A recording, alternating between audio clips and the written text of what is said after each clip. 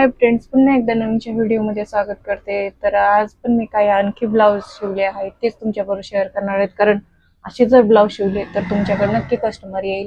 कारण तो कस्टमरला, ज्या कस्टमरला शिवून घातला आणि त्याला जर आवडलं तर तो ब्लाऊज तो असे 4 बायांना सांगून किंवा असे बाया डिझाईन बघून वगैरे, फिनिशिंग वगैरे बघून नक्की कस्टमर आपल्याला येतो. तर मी असंच बघा तुम्हाला सांगते, तर माझं कस्टमर खूप असं मला ही झालेले, तेच मी तुमच्यावर शेअर करणार आहे. तर इथं बघा नेटची साडी होती.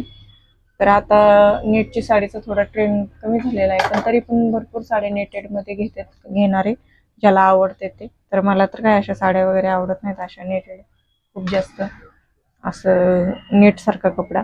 आतून अस्तर वगैरे लावतात, पण त्याला ते असे म्हणावं पाहिजे असे ते कलर येतच नाही त्या नेटेडमध्ये. त्याला सॅटिनचं अस्तर वगैरे जर लावलं तर खूप असं सुंदर येतं. तर तसं तर आपल्याकडे काय नाही आहे सध्या, त्याच्यामुळे त्या ब्लाऊजची फिनिशिंग थोडी ही होती. तर हे बघू शकता, नेटेड ब्लाऊज आहे, पाठीमागून गोल गळाच केलेला आहे. कारण याला याची जर डिझाईन टाकली असती तर याची डिझाईन गेली असती. मी आता ब्लाऊजचा शो गेलेला असतो, त्याच्यामुळं अजिबात त्याला डिझाईन न करता आहे असा शिवला. आणि आता ह्या कस्टमरचं कटोरी आहे, तर त्यांनी प्रिन्स कट नाही शिवला. मी त्यांना सजेशन दिलं तर, पण नाही, एखाद्याला नाही आवडत प्रिन्स कट तर कटोरी शिवा म्हणलं त्या, म्हणून डायरेक्ट कटोरी शिवलाय हा ब्लाऊज. आणि स्लीव्हजला बघा इथंच थोडंसं असं वर्क केलेलं आलेलं आहे हे डिझाईन. तर खूप सिंपल असा हा ब्लाऊज झालेला आहे, पण खूप सुंदर झालेला आहे. साडीवर वेअर केला की खूप सुंदर असा हा ब्लाऊज दिसेल. याला पाठीलाच ही डिझाईन दिलेली होती, त्याच्यामुळे याची आपण यालाच टाकलेला आहे. जर पुढे आली असते तरी पण आपण पाठीलाच टाकले असतं, कारण कटोरी ब्लाऊज आहे. कटोरी ब्लाऊज जर ज्या वेळेस असेल त्यावेळेस कटोरी ब्लाऊज हा झाकून जातो, त्याच्यामुळे पुढे ठेवून काहीच उपयोग नाही त्या डिझाईनचा. साधारणतः मागे टाकले तरी ते ब्लाऊजला थोडंसं डिझाईन वगैरे असल्यामुळे छान वाटू शकतं.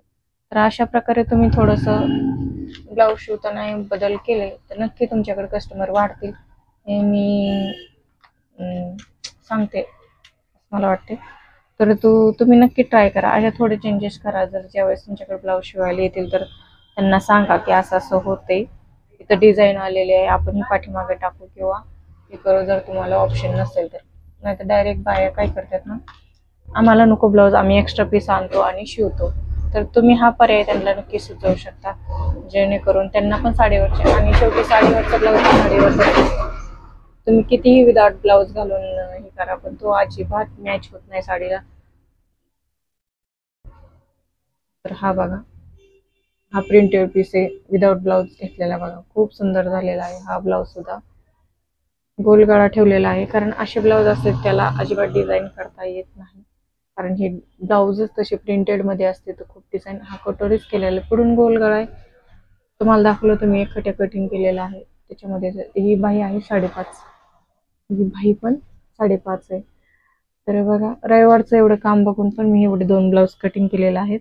तर असं जर तुम्हाला कटिंगचा स्पीड वगैरे वाढवून ब्लाऊज वगैरे स्टिचिंग व्यवस्थित फिनिशिंग मध्ये करायचं असेल तर नक्की तुम्ही चॅनलला हे सबस्क्राईब करा.